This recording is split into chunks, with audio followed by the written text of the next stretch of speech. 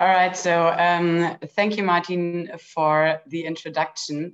I'm really glad to be here today and have the opportunity to present to you some research that I've been working on together with Jan-Paul Heisig and Heike Solger, first within the scope of the Technequality project, and more recently for journal publication.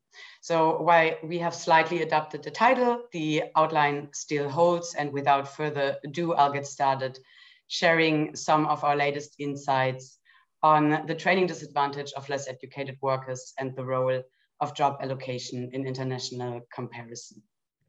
So the fact that less educated adults show the lowest participation rates in job-related training is very well documented across countries.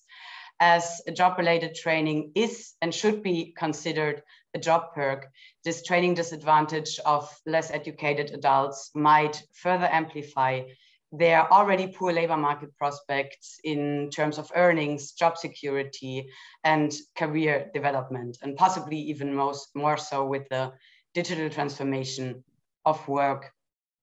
Still, we don't understand why training participation differs between workers with different educational attainment.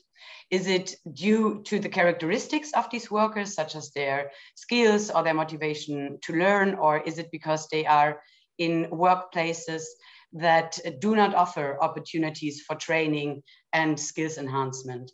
Also, country differences in that respect are not well understood. So with our study, we want to disentangle the role of job allocation, such as job tasks and work hours, in comparison to worker characteristics for the education training relationship from a cross-country perspective. We focus on job-related non-formal training as well, which is the predominant form of adult education and training. And we follow up on two research questions. That is, first, to what extent is the training disadvantage of less educated workers explained by the simple fact that they carry out different jobs than better educated workers? And second, do educational and labor market institutions moderate the training disadvantage of less educated workers by generating country differences in job allocation? Today, I will focus on the first research question. And this figure here presents our stylized theoretical model on the interplay between education, job allocation, and training participation, and how institutions might influence this interplay. Given today's focus on our first research question, I'll just follow up on the blue path for now. The idea behind our model is quite straightforward. So on the one hand, the educational credentials that workers hold should play an important role in allocating them to certain jobs and workplaces. On the other hand, the characteristics of these workplaces are associated with different training needs and opportunities, and should therefore strongly determine whether workers participate in training or not. And combining these two pathways, we assume that less educated workers might be disadvantaged in terms of training participation because of having been allocated to jobs with only limited access to further training. For example, less educated workers are more often employed in low-skilled jobs that are characterized by a high share of routine and manual tasks, which in turn are associated with lower requirements for further skills investments. Certainly, worker characteristics and most notably skills should also play a role for the education training relationship. I haven't included the potential pathways in this figure as we are not able to disentangle them based on the available data. Still, in contrast to existing studies, we control for workers' skills and motivation to learn, amongst others, so that our estimates for the mediating role of job allocation should at least be less confounded by these worker characteristics. Based on our theoretical model, we expect that in all countries, differences in job allocation, that is job tasks, other job characteristics, and firm characteristics, should be important predictors of the training disadvantage of less educated workers above and beyond worker characteristics such as skills, motivation to learn, and sociodemographics. We test our expectation drawing on the PIAAC data from rounds 1 and 2. In particular, we use individual level data for 28 countries, restrict our sample to prime age workers, independent employment, and further exclude higher educated workers, which leaves us with a total sample size of about 33,500 individuals. Our dependent variable is training participation, measured as attending job-related non-formal training within the last 12 months prior to the interview. Our central independent variable is educational attainment, and more specifically, a dummy variable of being less educated. We define less educated workers as those who have not completed upper secondary education, and intermediate educated workers that serve as the reference group as those who hold an upper secondary degree. Less educated workers' training disadvantage is therefore the difference in the training participation rates between these two educational groups. To explain this difference, we consider 6 sets of job allocation and worker characteristics. In particular, we operationalize job allocation with 3 subsets of variables, that is job tasks, other job characteristics, and firm characteristics. And we also define 3 subsets of worker characteristics, that is workers' skills, and in particular numeracy proficiency, motivation to learn, and several socio-demographic variables. We estimate the training disadvantage of less educated workers by the coefficient on the low education indicator in country-specific linear probability models of job-related non-formal training. The regression models that include only the education indicator without any further covariates provide us with estimates of the unadjusted training disadvantage. Models including all covariates provide us with what we refer to as the fully adjusted training disadvantage. And to quantify the portion that each of the 6 predictor subsets contributes to the training disadvantage, we combine our linear probability models with a Shapley decomposition approach. And in the Shapley decomposition framework, the contribution of a given set of predictors, for example, job tasks, to the training disadvantage is estimated as the average change in the education coefficient from removing that set of predictors across all possible elimination sequences from the full linear probability models, including all the predictors, to the empty model, including only the education indicator. So in that manner, we avoid the problem that the change in the training disadvantage estimate varies depending on whether we remove the predictor set of job tasks from the full model or from a model including only one additional predictor set, for example.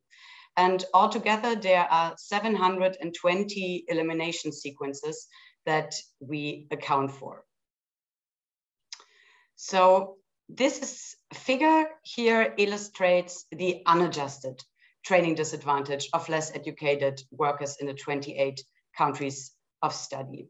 The figure highlights that this unadjusted disadvantage is negative in all countries and statistically significant in almost all countries, but its magnitude varies considerably, ranging from -34 percentage points in Germany to only -2 percentage points in Japan. The right-handed figure here presents the training disadvantage after adjustment for job allocation and worker characteristics. This fully adjusted training disadvantage is considerably lower in all countries and statistically significant in most. Also, country variation decreases considerably, with the disadvantage now ranging from -16 percentage points in Lithuania to 6 percentage points in Greece. So these findings clearly illustrate that job allocation and worker characteristics combined contribute substantially to the training disadvantage of less educated workers. We are interested in their relative contribution though. So here we have decomposed the total contribution of the 6 predictor sets to the unadjusted training disadvantage into the portion that is attributable to compositional differences in job allocation on the one hand, and in worker characteristics on the other. And the table highlights that differences in job allocation characteristics contribute more to less educated workers' training disadvantage than worker characteristics in all countries. What you see here now is the average marginal contribution of each of the 6 predictor subsets across all possible elimination sequences. Among the job allocation indicators, which are presented on the left side here, job characteristics, that is occupational status, part-time employment, and computer use, have the largest impact on the training disadvantage of less educated workers in most countries. Also, job tasks and firm characteristics contribute largely across countries. The figure also shows that workers' skills account for a meaningful portion of the training disadvantage in many countries, but still the combined contribution of the job allocation subsets is still considerably larger. Motivation to learn is only very marginally associated with the training disadvantage, and regarding differences in the socio-demographic composition between less and intermediate educated workers, the results are mixed. So in some countries, they also play a notable role, but in others, they are only minorly associated with the training disadvantage. So overall, based on these results, we can confirm our expectation that differences in job allocation by educational attainment contribute substantially to the training disadvantage of less educated workers above and beyond workers' skills and other worker characteristics. But there is country variation. And in the second part of our analysis, we have investigated the role of educational and labor market institutions in determining this variation. While I will not elaborate or explain more how exactly we proceeded, I still want to share our main findings. So regarding labor market institutions, our results suggest that high trade union density decreases the training disadvantage of less educated workers, whereas high wage inequality and employment protection legislation increase the training disadvantage, primarily via job allocation. So these findings suggest that less educated workers benefit from higher trade union coverage and less wage inequality in terms of training participation, for example, by being allocated to more skills-intensive jobs, but with higher employment protection legislation, they seem to end up more often in less protected secondary labor market jobs.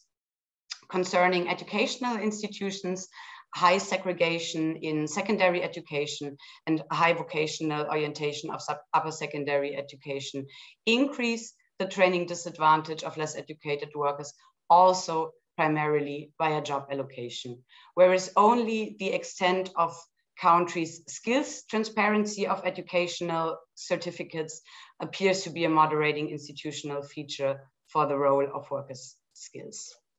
So to wrap up, with our study, we have demonstrated that there is a strong relationship between job allocation and training participation across countries that creates a vicious cycle for less educated workers. They are more likely to be exposed to work situations that require fewer skills investments and provide less job-related learning opportunities, which in turn increases their risk of cementing their poor labor market prospects.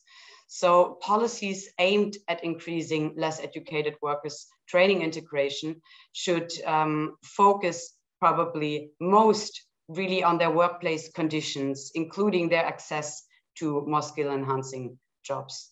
However, there are country differences that should be considered when designing policies, as we could demonstrate that institutions matter for the role of job allocation for the education training relationship. And with that, I thank you for your attention and really look forward to questions and comments now.